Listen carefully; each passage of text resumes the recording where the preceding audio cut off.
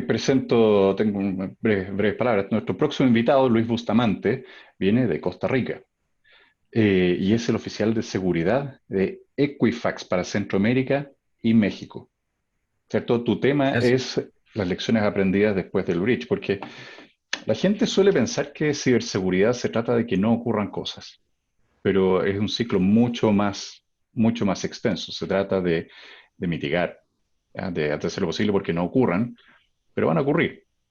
Y cuando ocurren, se trata de responder. Y después de responder, se trata de recuperar. Y después de recuperar, se trata de aprender. Y tú nos vienes a hablar de eso. Así es. Así es. Muchas gracias, Felipe. Gracias a toda la audiencia y bueno, Ujú. gracias por esta invitación. En realidad creo que va a ser un momento interesante compartir con ustedes un poco de la experiencia que hemos tenido en Equifax a lo largo de estos Ujú. a poco más de 3 años de que tuvimos el bridge. Y creo que de alguna u otra manera va a ser importante para todos el que podamos compartir esas lecciones. Bueno, entonces, sin más demora, damos inicio. Este, Dentro de las lecciones aprendidas, a ver, después del bridge, ¿no? Para los que tuvimos, no sé si decir que la dicha o la suerte, eh, que estuvimos antes, durante y después del breach en Equifax o en una empresa que haya sufrido un incidente de seguridad, creo que el mundo se parte en dos, o el tiempo, el momento se parte en dos. Algo antes del breach era diferente y luego después de un breach. Bien, y retomando el tema, después del breach y antes del breach son dos cosas totalmente distintas. Para dar un poco de la reseña histórica y no me voy a centrar mucho en el evento como tal, que por cierto, ustedes van a internet, lo van a encontrar, saben qué fue lo que pasó, cómo se dio este evento y este suceso en Equifax. Nosotros tuvimos más o menos indicios de que algo estaba pasando desde mayo 13 del 2017. Y durante ese tiempo, la organización estuvo investigando sobre potenciales accesos no autorizados a la red, lo cual obviamente pues estaba bajo investigación. De hecho, para hablar en primera persona, nosotros en Equifax nos dimos cuenta internamente hasta 29 de agosto, ¿ya? Y oficialmente al público se le dice el 7 de septiembre. O sea que pasado un lapso de tiempo, más o menos de unos 3 meses, ¿no? 4 meses, en los cuales hubo una investigación en curso, en los cuales se elaboraron todas las, digamos, la compilación de los eventos que llevaron a que se publicara de manera oficial que habíamos sufrido un breach.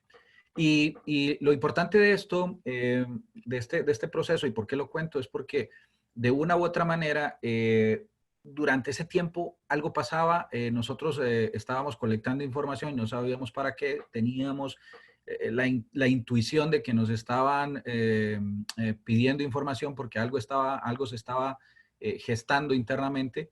Y obviamente, cuando el evento ya se nos dice internamente, hey, hemos sufrido un breach, vamos a tener que publicarlo, ya es oficial, bueno, toca poner la cara, ¿no? Y ese es un momento diferente, un momento importante para cualquier organización que lo marca de una u otra manera, que no es bueno estar en ese escenario y en ese panorama, pero que de una u otra forma también hace que se transforme el pensamiento de la organización a partir de ese momento. ¿Qué pasó? Bueno, a partir de septiembre 7, cuando ya oficialmente se publica que habíamos sido víctimas de un hackeo y que habíamos perdido alrededor de 140 bueno, inicialmente 143 millones, después 145, al final fueron como 147 millones de registros, más o menos. ¿Y qué pasó? Bueno, muchas cosas desencadenaron lo que fue el breach en Equifax. Cosas que no deberían haber pasado, pero que de todas maneras son experiencias que tal vez ustedes puedan estar viviendo en sus organizaciones y que podrían vivir en algún momento. De ese tiempo a hoy han pasado ya alrededor de 3 años, un poco más de 3 años, y la transformación total de Equifax ha sido increíble, grandiosa, maravillosa. También ha habido momentos de mucho sufrimiento, porque no crean que hacer un plan transformacional de una organización es fácil. Hay un costo alto, no solamente en costo económico, sino el costo interno para todos. Eh, Jornadas extensas de trabajo en las que tuvimos que elaborar planes, revisar planes, implementar y bueno, hacer mucha gestión, tanto de la parte de proyectos como de ejecutar o de coordinar ejecuciones para que todos los planes de remediación se fueran cumpliendo de acuerdo al tiempo. Pero mucho de esto también parte de la cultura. Y lo que quiero comentar hoy es un poco de eso, de qué podría pasar o cómo podría usted identificar en su organización que algo no está bien. Nosotros podríamos tener problemas si la seguridad en una organización eh, carece de suficiente influencia dentro de la estructura de organizacional o dentro del, digamos, el nivel de dirección. Para nadie, bueno, yo creo que esto fue incluso se anunció públicamente cuando Equifax empieza su reorganización, se busca un nuevo CISO y Equifax dice, a partir de ahora el CISO se va a sentar en la mesa directiva. Y creo que ese es un cambio fundamental en la organización. Antes del breach, nuestro CISO estaba debajo o colgado debajo de la organización del área legal, sí separado de tecnología, lo cual estaba bien porque, digamos, creaba esa independencia, pero el componente de que no tuviera acceso a una silla en la mesa directiva limitaba mucho esa participación, ese empoderamiento y a la vez esa influencia que podría crear dentro de toda ese círculo, ¿no? Ese círculo de dirección, el famoso SLT, que al final es el que toma las decisiones y va a poder decantar toda la estrategia en la organización. Así que ese fue un cambio grande, pero para las organizaciones que no tienen este modelo de reporte, ese podría ser un problema que usted debería investigar, que debería revisar por qué le limita, por qué no tengo ese nivel de influencia y ese nivel de empoderamiento que yo quisiera como oficial de seguridad o como un security manager dentro de una organización. También podríamos tener un problema si los incentivos que tiene la organización para sus empleados no están alineados para crear una sensación de destino común. Es decir, voy a hablar particularmente de la experiencia de Equifax. A partir del breach se diseñó dentro de la estrategia que nosotros íbamos a estar afectados de cara digamos, a los beneficios de acuerdo al nivel de cumplimiento que tuviéramos del programa de seguridad. Voy a dar un ejemplo. El bono anual, ¿no? Si la organización no logra el objetivo que se planteó a comienzos de año para tener el nivel de seguridad o de madurez en seguridad que esperamos, toda la organización, digamos, se ve impactada con hasta un 5% del bono anual. Además de eso, si el área o el departamento, cualquiera, operaciones, tecnología, finanzas, etcétera, recursos humanos, no colaboró o no llegó a cumplir todas las actividades de acuerdo a programas de concientización, cumplimiento en temas de auditoría, remediación de hallazgos, etcétera, puede llegar hasta sumar hasta un 25% de castigo en el bono anual. Así que, bueno, decimos castigo, la palabra es un poco dura, pero al final es trabajar para que todos nos metamos en el ADN nuestro de la organización, que la seguridad es un problema de todos. No es un problema solamente de un área llamada seguridad y que ellos son responsables de todo, sino que es de toda la organización. Así que ese también podría ser un tema, un valor para evaluar y que podría generar un problema si toda la organización no está enfocada en ese mismo destino. También, obviamente, y eso creo que es bastante genérico en todas las organizaciones, que si la gerencia se enfoca mucho en el ingreso y en siempre buscar y perseguir ese ingreso a costa de poner a la organización en un alto riesgo y no medir ese riesgo, ese apetito de riesgo no está definido en la organización, ese va a ser un gran problema. Muchas veces también el cumplimiento, porque a veces nos enfocamos en que tenemos que cumplir. A ver, queremos ser ISO 27001. ¿Y qué tengo que hacer para ser ISO 27001 o cumplir normativas regulatorias en alguna región? Bueno, tener X, Y, Z controles. Y tal vez me enfoco en el cumplimiento y no en la forma como lo estoy implementando o la madurez de esos controles o la validación de que esos controles en realidad están efectivamente implementados para que mi organización sea segura, que es al final el objetivo que perseguimos, ¿no?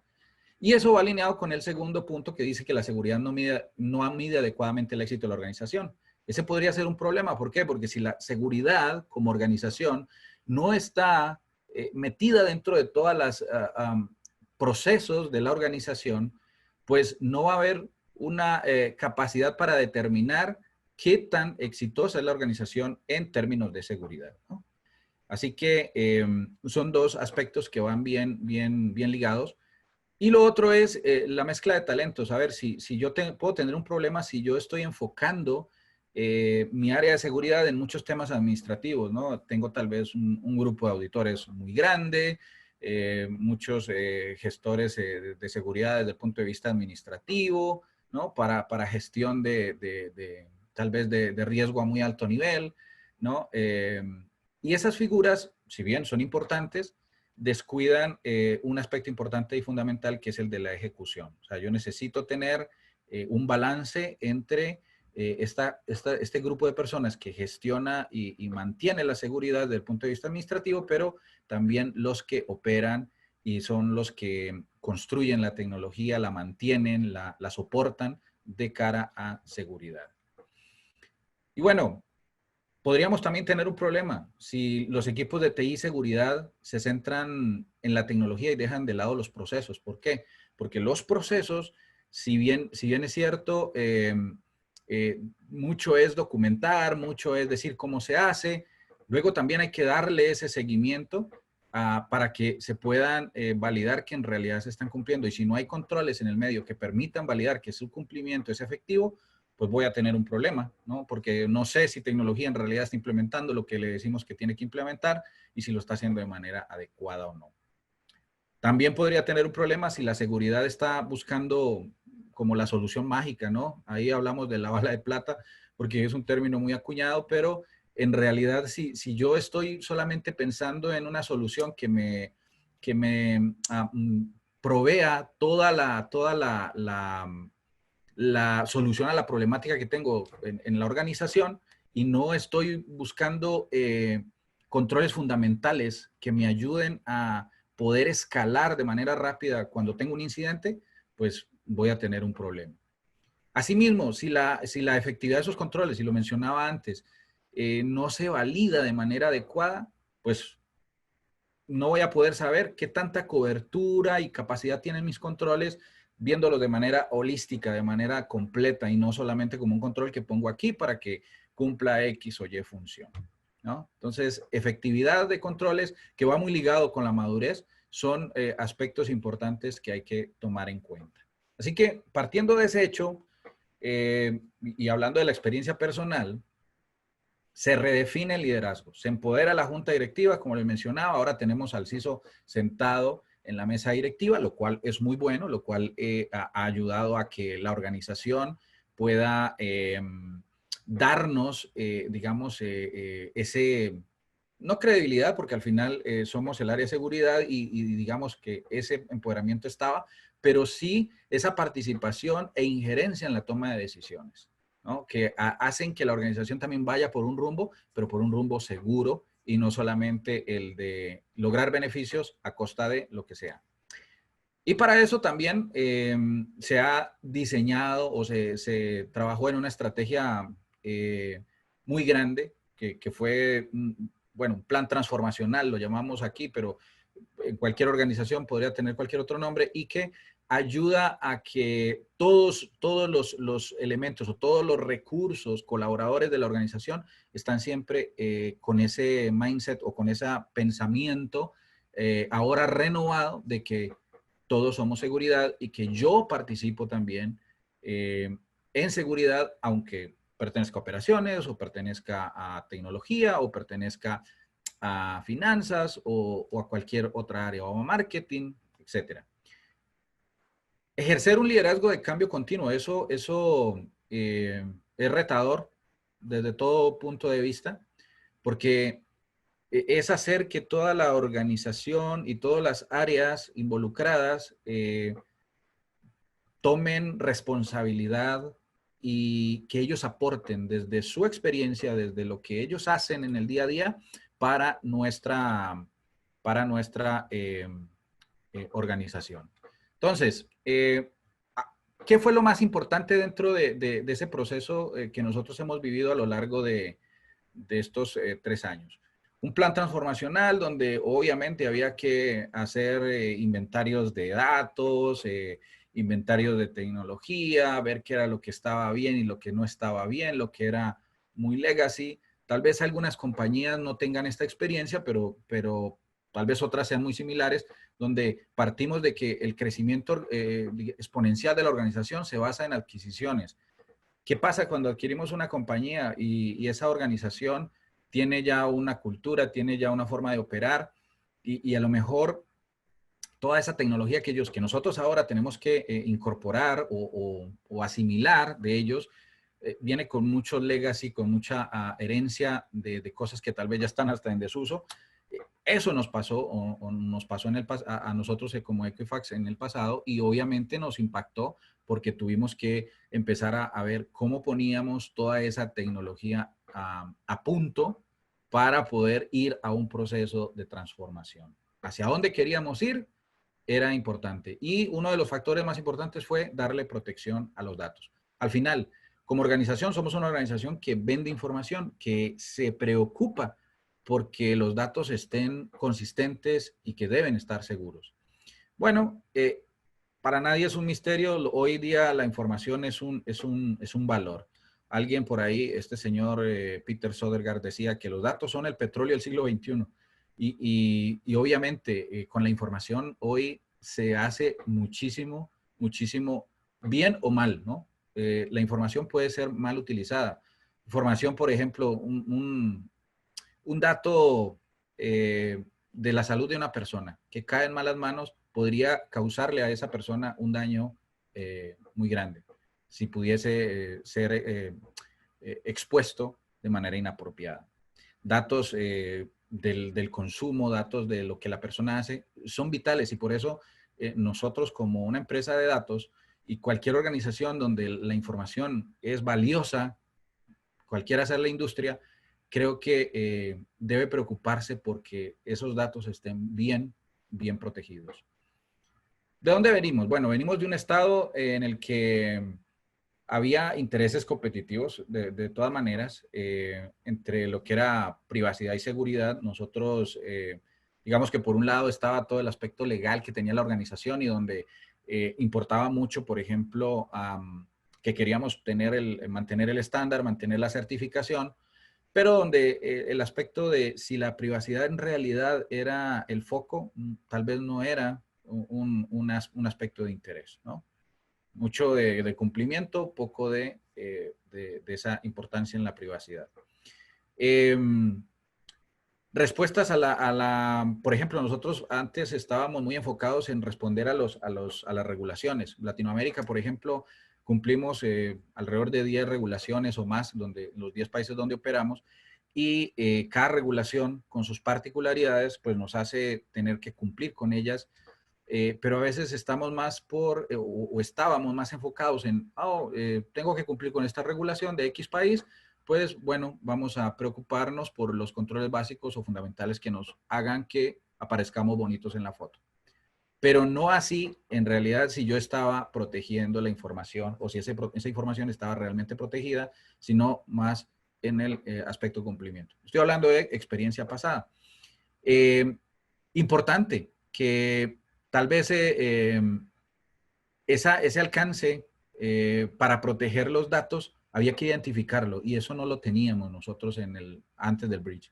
Después del bridge incluso se creó un área particular, ¿no? El área de Data Protection o protección de datos y que se encarga de todo este aspecto de mirar el uso adecuado de los datos. Entonces, eso y meterse en darle a la organización la capacidad adecuada para poder determinar cuándo un evento podría generar un riesgo, ha sido un cambio de lo que nosotros no hacíamos a lo que ahora estamos haciendo.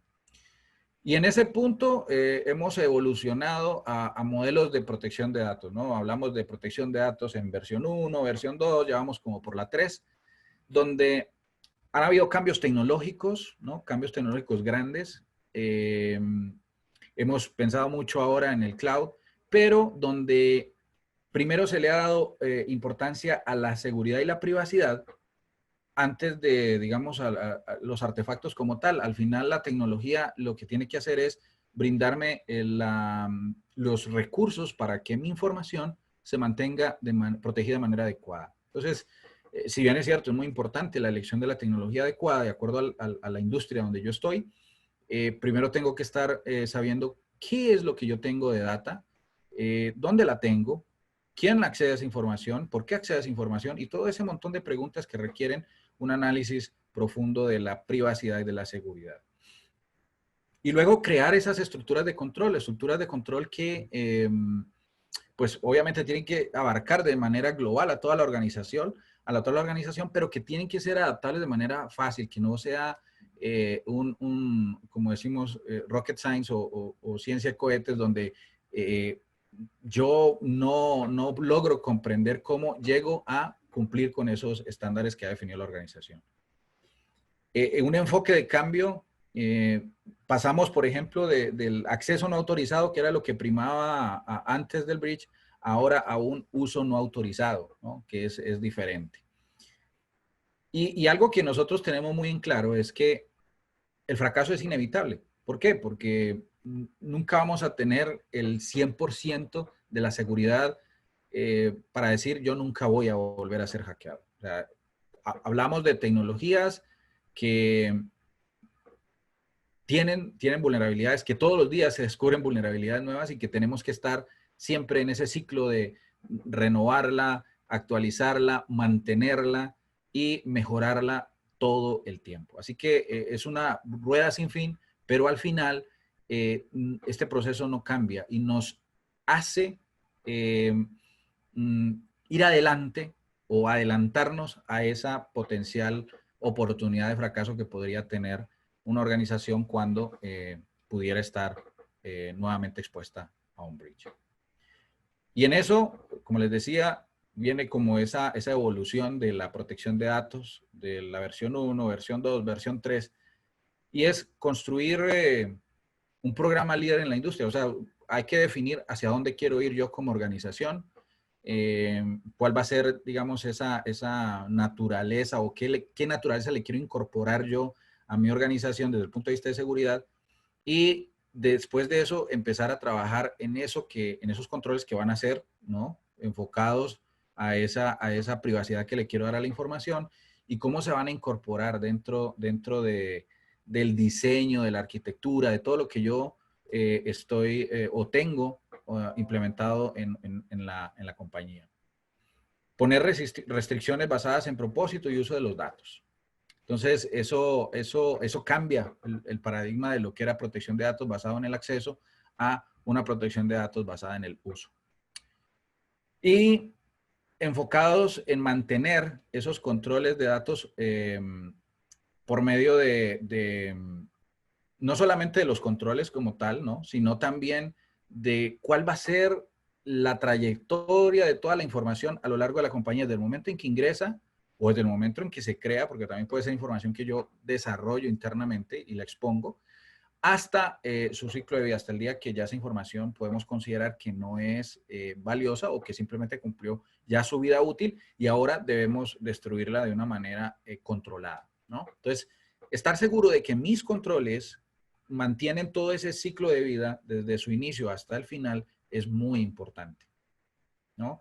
Y aunado a eso, pues va el desarrollo del programa de gestión o de control de cambios, donde se garantiza no solamente el uso adecuado, sino que el control está cumpliendo de manera adecuada con lo que dice que tiene que hacer, ¿no? Si yo estoy poniendo, por ejemplo,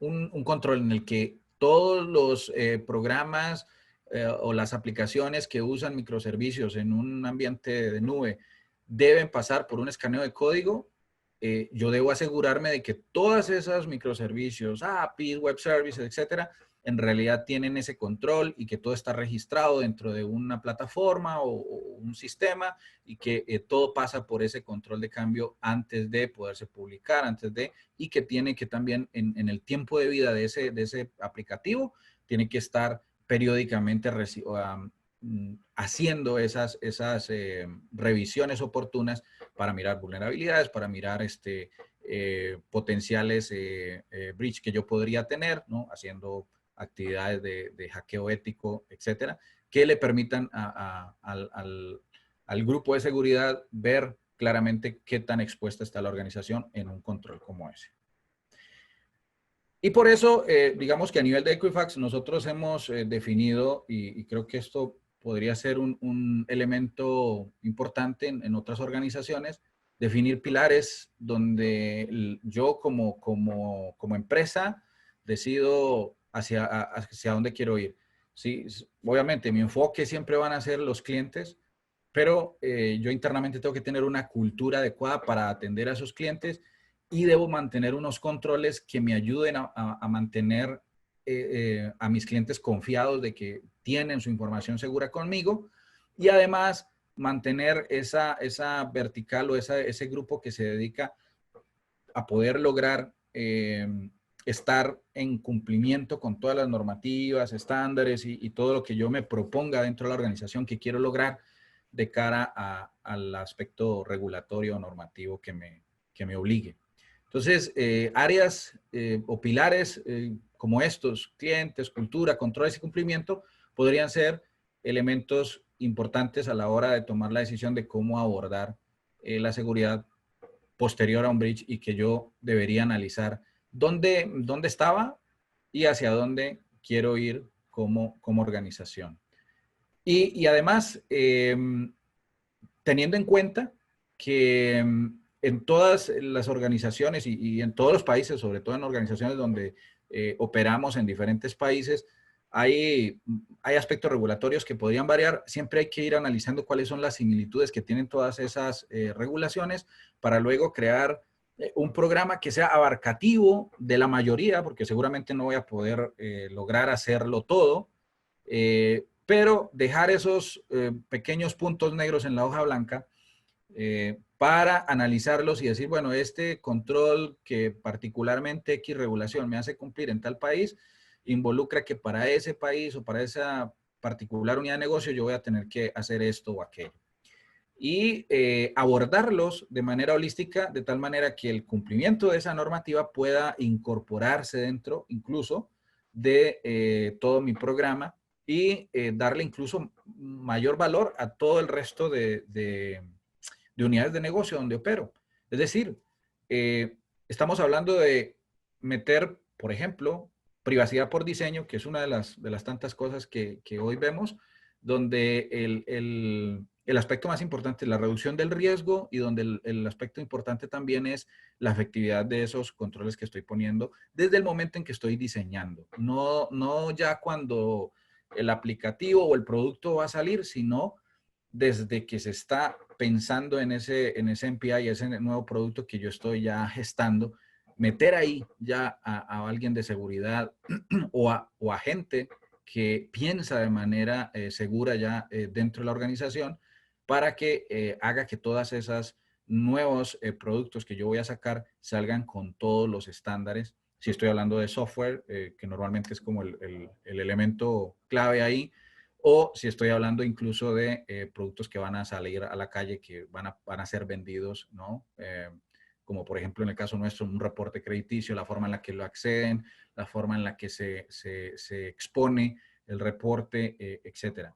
Y productos de analytics, ¿no? Como todo este mundo de datos, donde es muy importante la forma en la que se empieza a alimentar de dónde viene la fuente de datos, si es una fuente confiable, si los datos son veraces, después el procesamiento y lo que yo quiero obtener, que cumpla con todo mi ciclo de vida dentro de todo el proceso de arquitectura, de diseño y de implementación. Entonces, para cumplir regulaciones, para cumplir estándares, para cumplir normativas que yo me he fijado dentro de la organización y que me van a ayudar a poder ser más seguro, ¿no? Y siempre va a haber que como hacer balances, ¿no? Nunca vamos a lograr estar al 100% en todos los aspectos de seguridad, porque siempre van a haber áreas de mejora, eso es indudable. Es algo que uno se da cuenta a lo largo de la experiencia de los años, es que siempre hay algo que estar mejorando. Nunca se es producto terminado, lo cual es bueno.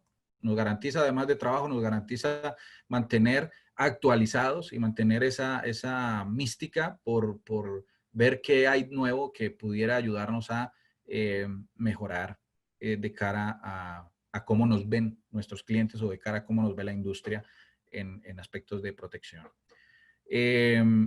Gestiones de identidad, gestión de movilidad, protección de correo, protección o gestión de vulnerabilidades, ciclo de vida de desarrollo de software, toda la parte de ciberinteligencia y todo lo que yo quiera agregar dentro de el mundo de la seguridad. Son elementos importantes, pero deben estar vistos de una manera global, ¿no? No deben ser islas que yo pongo, ¿no? Puse un SOC para que monitoree, pero ni el SOC sabe qué es lo que está monitoreando, ni entiende qué es lo que está monitoreando. Ese SOC o ese ambiente de monitoreo debe estar orientado con una finalidad, ¿no? Debe conocer bien el negocio, debe estar empapado de qué es lo que se hace y se produce desde el otro lado del área de tecnología, como para que pueda o deba ser monitoreado y qué elementos son importantes a monitorear dentro de la organización. Entonces, son ejemplos de lo que podría hacerse y de lo que yo debería elaborar. Nosotros, por ejemplo, en Equifax, nos incorporamos al grupo de HackerOne. Yo sé que muchos han oído hablar de HackerOne como organización. Y el año pasado, por ejemplo, atendimos 19 incidentes que fueron generados o gestados desde HackerOne y que evidenciaban que nunca estamos tan seguros como creemos. Y lo bueno de esto es que nos permite, por ejemplo, ir adelante de un potencial evento de breach. Y eso es bueno. O sea, ¿qué indica eso? Que la organización está logrando un nivel de madurez bueno, óptimo, o que se aproxima a optimizarse siempre, porque ahora incorpora esos elementos, ¿no? Pongo, por ejemplo, esto de hacer que otros me hackeen y que yo pueda lograr ganar esa expertise y anticipar de qué manera yo debo resolver esos problemas. Un aspecto muy importante del tema de privacidad que creo que nos ha marcado a nosotros es que ahora, antes nosotros no teníamos elementos de control o controles que nos permitieran saber qué información PII andaba por ahí por la organización. Porque una organización grande donde hay millones miles de bases de datos, porque así es, hicimos un inventario en el año 2018 y andábamos como por 1.600 bases de datos. Y de esas 1.600, bueno, pudimos reducir alrededor de 800 efectivas, el resto se pudo eliminar. Eso ha ayudado y meter a privacidad y a data protection en ese mundo, en nuestra organización, ha ayudado a que hoy le demos sentido a qué data es importante y por qué la debo tener. Porque muchas veces somos buenos colectando y almacenando información, pero luego ni siquiera sabemos por qué la tenemos en la organización y a lo mejor estoy exponiendo a la organización de manera inadecuada. Y esto, como para hacer referencia a lo que nos sucedió con el bridge, en realidad nos hackearon, bueno, primero fue una escalada de cosas. Un servidor que no estaba parchado. Un servidor en el cual habían contraseñas en texto plano, ¿no? Y adicional a eso, un servidor donde había acceso a bases de datos, a motores de bases de datos, que ya no deberían estar, porque tenían como 20 años de antigüedad. Cosas como esas se hubieran podido evitar si hubieran estado los controles adecuados, si hubiéramos tenido un nivel de madurez como el que hoy tenemos. ¿Por qué? Porque está bien, supongamos que no parché el servidor, se vale. Algo me pasó y no lo parché y lograron entrar. Pero el que logra entrar ve que las contraseñas y o el lugar de archivos está cifrado. Bueno, tendría que ver cómo logra descifrar un algoritmo de 2048 bits en cualquiera de los estándares. Y luego de que lo logre cifrar, si pudiera, pues va a tener que poder franquear un firewall de bases de datos. Y si esas bases de datos ya estaban decomisadas, pues ya no va a encontrar nada, porque las bases de datos importantes seguramente van a estar en otro lugar. Entonces, cosas como esas hacen pensar que definitivamente, voy a decir esta frase, nadie aprende en cabeza ajena, tal vez no estábamos lo suficientemente preparados para eso, porque para retener un bridge en el 2017, porque nuestra orientación no era la adecuada desde el punto de vista de, de madurez y no teníamos el empoderamiento dentro de la organización como para poder eh, diseñar soluciones que desde su inicio hasta su final estuvieran marcadas por un elemento de buenas prácticas en aspectos de seguridad. Hoy por hoy, eh, la seguridad se convirtió en el elemento fundamental del cual se habla todos los días, en cualquier momento y en todos los niveles, en ventas, en marketing, en operaciones, tecnología con mayor razón, pero todo el mundo está permeado por el programa de seguridad y eso está muy bien. El tema es mantenerlo en el tiempo. ¿Por qué? Porque nos pasa como, bueno, con este tema que hoy estamos viviendo la pandemia, donde al comienzo había mucho empuje con el tema de la protección y use la mascarilla y lávese las manos no sé cuántas veces, etcétera. Pero luego en el tiempo uno se va relajando y ya como que la mascarilla de pronto me la pongo de vez en cuando, la protección ahí ya no, esto también me lo puedo permitir, voy a comer sin lavarme las manos, qué sé yo. Cosas como esas trayéndola al mundo de la seguridad, son aspectos que no debemos permitirnos. Hay que mantener el momentum todo el tiempo. ¿Para qué? Para evitar que me pase de nuevo. ¿Por qué? Porque un nuevo breach creo que ya no lo toleraríamos o no lo soportaríamos como organización. Los costos son altísimos. Y tal vez uno de los costos más grandes como organización es el de la credibilidad. Volver a recuperar la credibilidad de los clientes cuesta y no poco. Cuesta mucho porque te van a estar señalando o siempre te van a estar diciendo, hey, tu empresa o ese lugar donde tú estás ya fue hackeado. ¿Cómo me garantizas que eso no va a volver a pasar? ¿Qué es lo que has hecho de diferente para que eso no vuelva a suceder? Así que eh, experiencias como esta deben servir.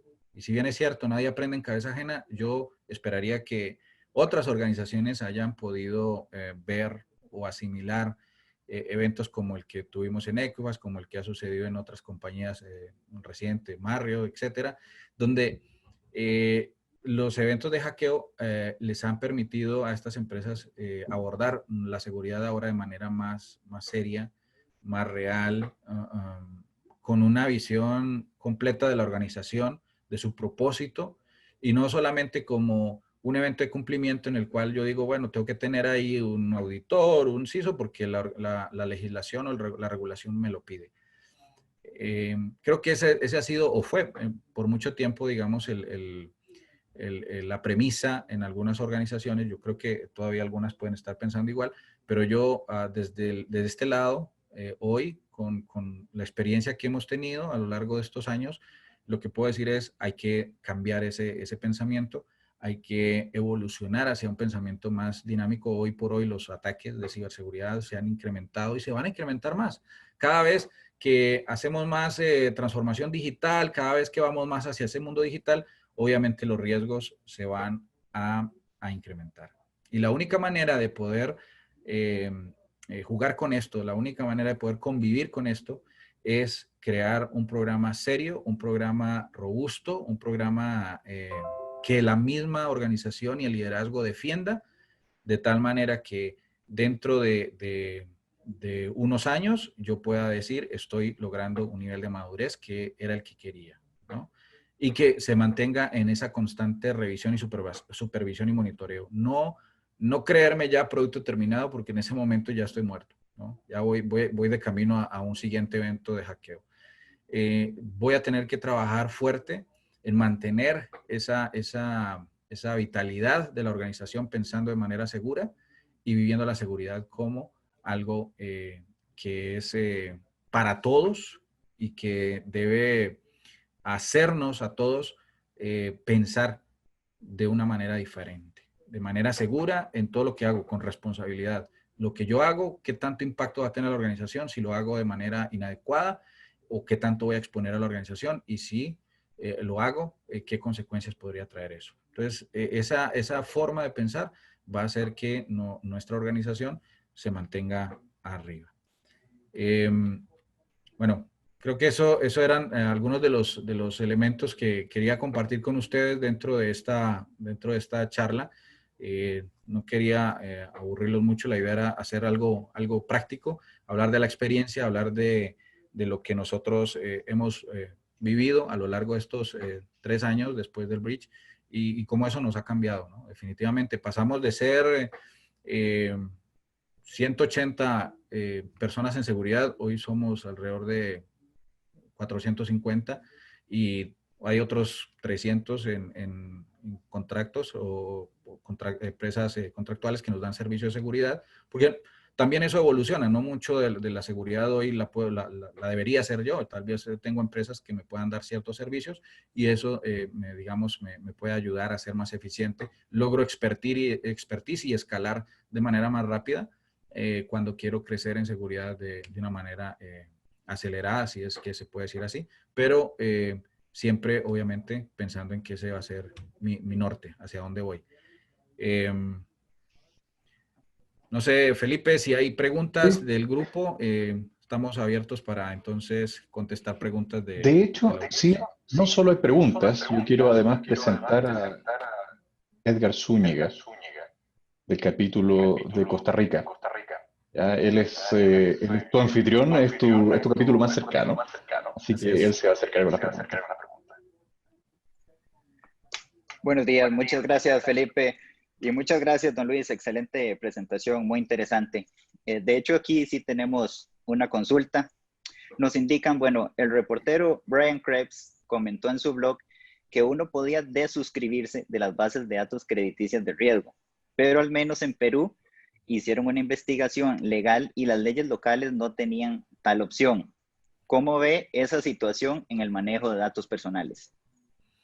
Bueno, son aspectos de regulación de cada país que podrían impactar o impactan de manera directa al consumidor final, definitivamente. Si una regulación no tiene esa, ¿cómo lo diríamos? Esa cláusula que le ayude al consumidor a poder eliminar su información, cosas como, por ejemplo, GDPR sí lo tiene, o como la CCPA también lo trae, y que muchas de Latinoamérica hoy están incorporando GDPR como parte de o han hecho copy-paste de las legislaciones europeas, eh, pues es complejo, queda más a un tema ya legal, que tal vez habría que defender desde el punto de vista de consumidores para tratar de legislar en ese aspecto y que, por ejemplo, empresas como las nuestras, donde se almacena información de consumidor, pues en un momento dado puedan eliminar data que ya no sea importante o que ya no deba estar dentro de las bases de datos para que la organización, digamos, o para que la persona se pueda sentir segura. Un aspecto importante es, y esto lo traigo a colación porque hace tal vez 1 año y medio estábamos en una charla en México sobre este tema de privacidad para Latinoamérica y hay legislaciones que están haciendo este tema de eliminación de la data, o sea, que le dan el poder al consumidor de que pueda eliminar la data de sus bases y que pasa más por un tema de consentimiento. Y hay que tener cuidado con eso, porque tal vez habría que valorar hasta dónde, por ejemplo, es tan bueno que no se sepa nada de un individuo cuando tal vez ese individuo requiera, por alguna razón, conocerse su historial. Si yo no tengo historia, nadie va a saber quién soy yo, qué tan buen o mal cliente puedo ser, qué tan buena paga o mala paga soy. Aspectos como esos podrían perjudicar no solamente al mercado o a la industria, bien sea financiera o cualquiera sea el ramo, sino también de cara a incluso aspectos legales, ¿no? Si una persona no tiene un historial, casi que pasa por ser desapercibido dentro de toda una sociedad. Entonces yo creo que eso tiene sus variantes, tiene sus más, sus menos, creo que hay que llevarlo de acuerdo a la regulación y creo que las regulaciones en eso tienen bastante tarea todavía por definir. Sí, por supuesto. Bueno, de hecho, nosotros como capítulo de Costa Rica igual queremos que todos estos temas de regulación, de concientización y cultura de seguridad pues se promocionen un poquitito más. Inclusive lo que usted mencionaba, todo el tema del consentimiento informado y las distintas regulaciones que se han ido desarrollando en los países, que inclusive, bueno, podemos poner el caso específico de Costa Rica, que sí contamos con una ley de protección de la persona frente al tratamiento de sus datos personales que bueno, tiene bastantes oportunidades de mejora, pero que igual permite y da cierta protección a los consumidores sobre el uso del manejo de sus datos. Que inclusive también entiendo que México y otros países como Colombia y otros que también están representados aquí, pues también tienen eso. Así es. Correcto. Leo la segunda consulta que tenemos por acá. Para el proceso post-breach de transformarse en una organización más segura de forma integral, número 1, en lo cultural, entre los estímulos, ¿solo se recurre a afectar los bonos anuales o también hay estímulos o acciones adicionales? Por ejemplo, mencionan programas de concientización al staff de la organización por entes internos, externos u otros. ¿Qué opina al Sí, respecto? sí, definitivamente. Tenemos, bueno, nuestro programa de Security Awareness o de concientización en seguridad es bastante amplio. Se creó un área específicamente dedicada totalmente a esto. Antes nosotros como ISOs teníamos, digamos, el programa de awareness, que era una carga adicional, pero esto se separó y se creó un área que se dedica a traer incluso empresas que nos hacen este tipo de actividades. Anualmente, bueno, el mes de la seguridad que estamos en este mes, octubre, tenemos montones de actividades donde donde los colaboradores participan, donde los colaboradores además incluso aprenden jugando sobre temas de seguridad. Hemos hecho eventos como Escape Room, como los hackatones que hacemos a nivel de desarrollo para ver cómo vulnerar sistemas. O sea, cosas de ese tipo las hemos hecho. Hacemos mucho training para los equipos de desarrollo. Trajimos todo el programa de OWASP a lo interno dentro de la parte de desarrollo puntualmente, y a los desarrolladores no los dejamos meter manos en código antes de que puedan pasar por todos los training básicos y que determinamos que ya, digamos, llegaron a ese nivel de cumplimiento. Pasan los trainings y luego ya pueden poner manos en código. Y eso va aunado a estímulos. Si hay estímulos, hay un programa internamente, lo llamamos Bravo Points, que al final son dinero, o sea, es dinero al final. Y la gente, digamos, gana ahí y puede lograr tener, um, a veces llegamos a premios de 200, $500 en puntos, bonos, que la gente luego los cambia porque cumplieron con ciertas cosas de seguridad dentro de todo el programa. Estímulos adicionales, bueno, si bien es cierto lo de afectar, digamos, el rendimiento, se ve como duro, como difícil, es un incentivo para que todos trabajemos de manera consciente y podamos lograr al final completar efectivamente los objetivos. De hecho, en estos 3 años no nos han impactado negativamente. Sí han habido algunas áreas por ahí que se rajaron, pero créame, el que le pasó una vez no le volvió a pasar 2 veces. Y eso ha sido algo muy bueno, positivo para la organización. Y de cara al futuro, creo que van a seguirse haciendo más incentivos, más motivación. Nuestro programa de conciencia en seguridad no solamente ahora abarca ese tema de capacitación, sino que hemos creado entre las mismas áreas los famosos, nosotros tenemos un programa que se llama Security Champions o campeones de seguridad, y en las áreas hay gente que no es de seguridad, pero que hoy por hoy trabaja de alguna manera parcialmente para seguridad y que atiende temas de seguridad o focal points en las áreas para darle soporte a seguridad cuando una persona tiene una duda o necesita alguna información adicional. Entonces, temas como, y a esos individuos nosotros les damos un tratamiento especial para motivarlos, incentivarlos, para mantenerlos dentro del programa y que haya siempre reemplazo cuando alguna persona se mueve, se va a la organización, etcétera. Es un programa bastante interesante que nos ha permitido permear más y llegar a todas las áreas de la organización. Excelente. Bueno, y tenemos una última consulta que dice el compañero: en mi experiencia, incluso las herramientas aprobadas por PCI no siempre detectan correctamente las vulnerabilidades, hablando de falsos positivos, o no asignan recomendaciones coherentes. ¿Cómo ha manejado usted en su experiencia o inclusive en Equifax esta situación? Mira, el programa de vulnerabilidades que gestionamos nosotros en Equifax tiene varios componentes. Ahí manejamos vulnerabilidades de plataforma a través de los escaneos dinámicos que hacemos en la red y también tenemos los escaneos estáticos de código que los hacemos con herramientas de la industria, ¿no? No voy a hablar de marcas para no promover a nadie, pero sí tenemos ese componente. Y algo interesante es que, si bien es cierto, nunca se va a lograr gestionar todas las vulnerabilidades, porque, por ejemplo, tenemos casos, eh, librerías de terceros.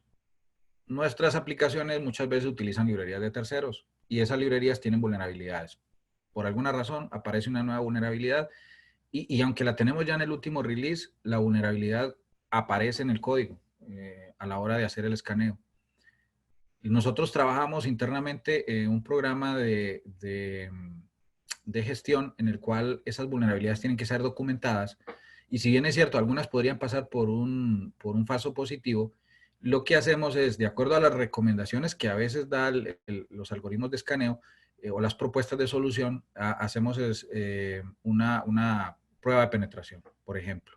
Y si no es efectiva, lo que hacemos es un suppression request o una solicitud de supresión en la cual documentamos que esa vulnerabilidad efectivamente no causa o no está documentada lo suficiente como para que restrinja la salida a producción de un producto cualquiera.